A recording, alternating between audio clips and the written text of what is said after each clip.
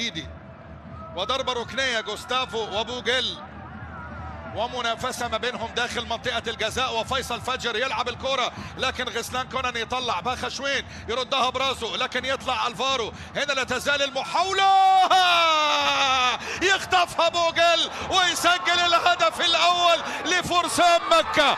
جول لفرسان مكة، بوجيل يخطف الهدف الأول في مرمى النصر ويسجل أول أهداف المباراة. بوجيل مزعج ونجح في خطف الكرة وسجل الهدف الأول في الدقيقة 22.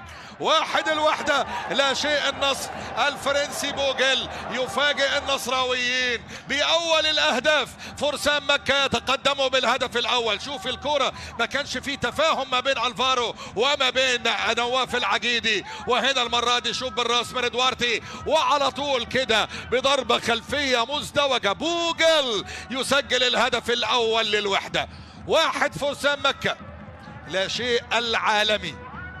الوحدة يتقدم بالهدف الأول الآن في المباراة، ونواف العجيدي اللي كان طالع في اللقطة الماضية عشان يمسك الكرة، الفارو ما كانش مركز ان نواف العجيدي طالع، لكن يعني طلعها براسه. ردت من دوارتي الى بوجيل الذي كان وحيدا في حراسة دفاع النصر يخطف الهدف الأول.